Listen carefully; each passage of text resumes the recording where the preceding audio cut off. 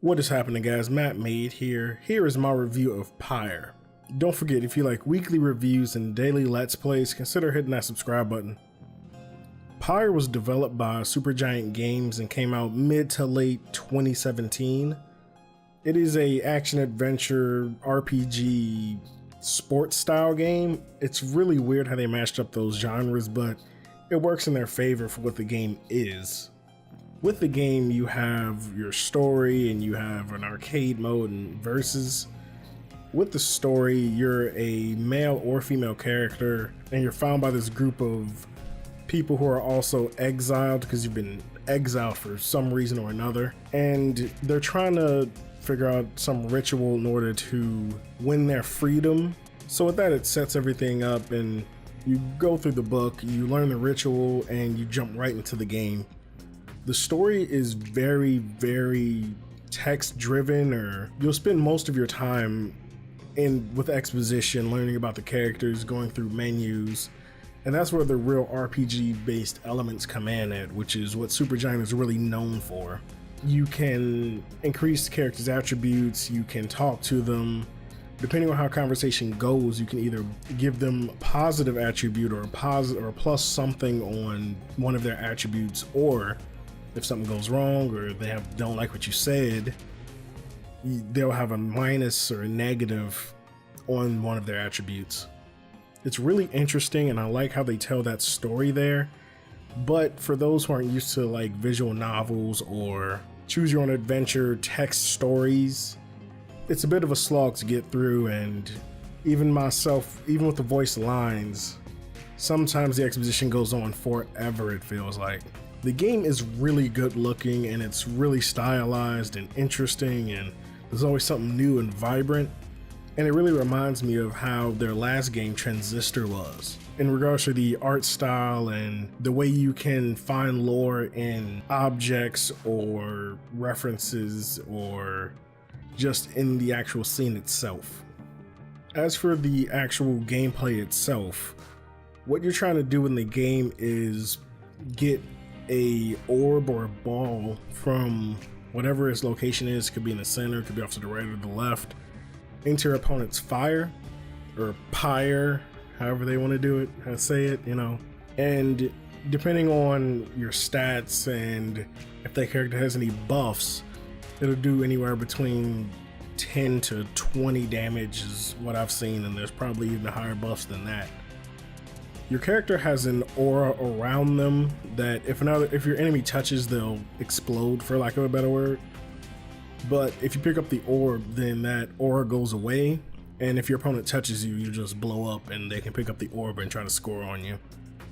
It's pretty much a 3v3 type of deal. However, you can only move one character at a time. They don't move independent of one another. So you can do things like set up to block or throw the orb back to try to get your aura up to do another attack and things of that nature. You can also jump and throw the orb.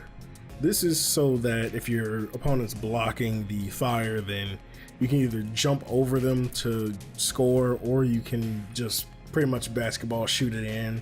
You can Kobe it in so you don't have to deal with their aura. All of the characters are different and unique. Each one has their own strengths, weaknesses, and personality, and it really shines in their gameplay, the way they handle, as well as in the story and the cutscenes. Cutscenes, I should say, because there's no real cutscenes, it's all text and voice. The story itself is where this game shines the brightest and has the biggest shortcoming. Like I said, with that story, you'll be sitting through dialogue for 5, 10, 15 minutes, and you maybe have one or two actions and then go back into more story and text, which personally for the games I play, I don't have an issue with, but I find that many people themselves may have an issue with just sitting through 20 minutes of nothing but exposition, or 5 minutes of sitting through exposition, making a decision, and then having to watch the characters go from point A to point B just to start talking again before the next battle. The items in the game are really interesting and really fun, They do buffs like speed buffs or things like doing more damage when a certain character gets into the fire or throws the ball into the fire. And it can really set up for some nice strategies and interesting teamwork between the characters themselves. When I jumped into this game, I had no idea what to expect. I had no idea what the gameplay was even gonna be like or feel like, but I can say once again, Supergiant sold me on this game, and even if you're not into the story, it's fun on a you versus one of your friends type of thing. So if you don't mind sitting through text, or if you really enjoy stories and story-driven games, I'd say play this one through. The mechanics of the actual gameplay are fun, the characters are interesting, and the lore itself I found pretty enthralling and pretty interesting as well. But with that being said, let me know what you guys think in the comment section down below. Is Pyre a game that sounds interesting to you? Does it seem like it's too long and too story driven with little actual gameplay? What are your thoughts on the game? And don't forget, if you like weekly reviews and daily Let's Plays, consider striking that subscribe button. This is Mattmade, and I will see you guys next time. The rite is nearly ended.